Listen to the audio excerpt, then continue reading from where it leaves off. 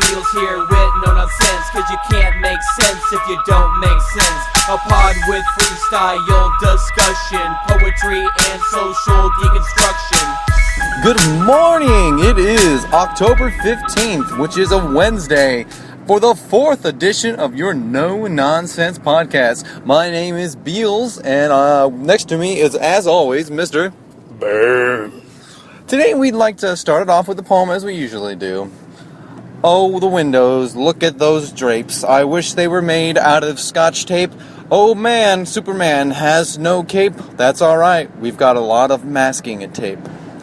So Bern, let me ask you right here.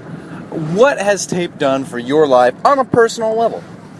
On a personal level, I'd say tape has really made me win every single race I've ever raced in track, because I would tape my feet up really tight and get an extra boost.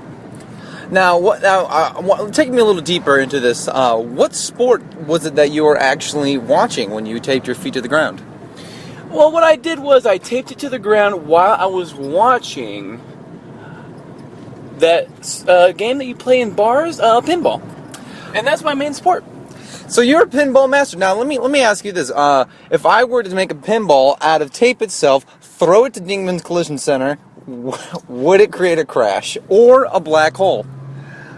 I would say neither there, Beals. Because Dingman's Collision Center, the reason it's called a collision center is because it can handle any collision. And the only thing that could conceivably make is a black hole.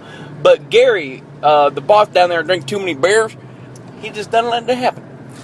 You know, I heard the other day that Gary made a racial slur about black holes themselves, implying that they were devalued compared to the white dwarf star that we see in the nebular galaxy near Andromeda and some Slice. Now, is this a true statement, or was this falsified by the witness that bared false? That's getting too politically charged there, Beals.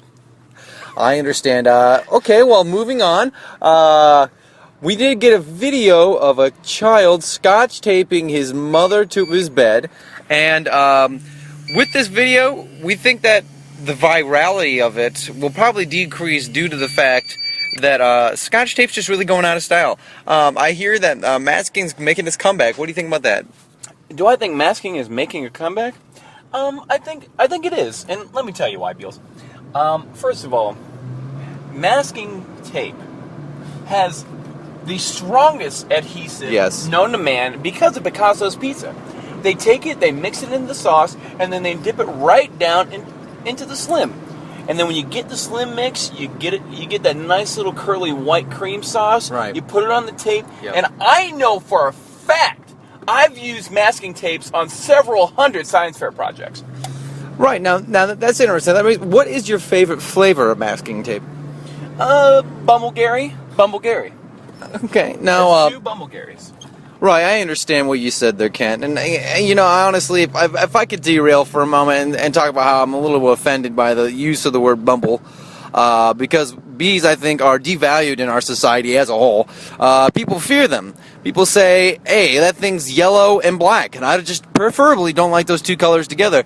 And because they see those two colors, they just feel offended. And I feel like bees, because they have such a strong power within themselves as a motivating factor, we need to give them a little more respect.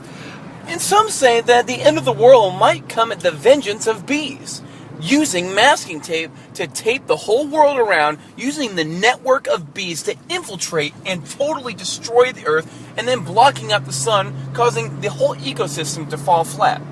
I did hear, however, that bees were losing their power to fly. Is this something that's true, or is this maybe something that was made up by flies? That is a rumor purported by the liberal media. Thanks, Bill. Well, what we need to know now is if we do get attacked and ambushed by bees through masking tape, where do we hide the children? Do we hide them in our basement, or do we hide the children 17 feet underground in an unmanned well? I think the best spot to hide the children is in the underground oil pipes. Okay. You can get, those pictures that you see when you see animals that are covered in filthy oil after an oil spill. that could be our children, and that could be our future of this country. You know, I think that that image really brings a sense of joy to my heart, because I know that for a fact they won't be attacked by masking tape. When I hear the youthful children scream and shout, it brings a little tear to my eyes to know that soon enough we'll keep them safe inside the wells.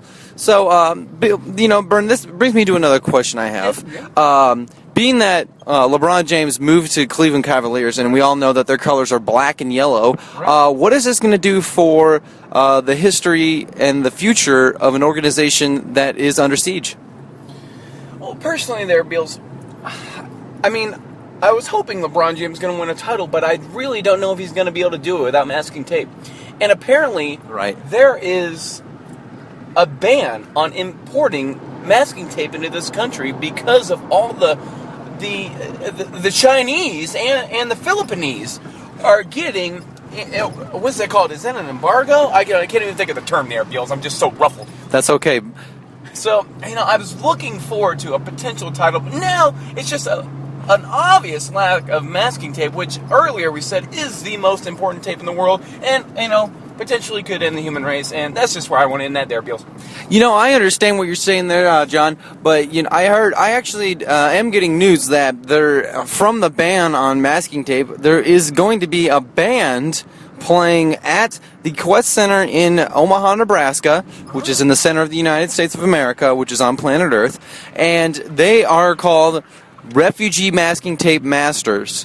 And so what they're doing is trying to bring back masking tape into the positive light that it still can provide, such as sports performance and controlling the bees. Because if you can control masking tape, you control the bees. So I think there's a charity event that's going on. It's going to be held at the Quest Center. Mm-hmm. Tickets are on sale right now. How much?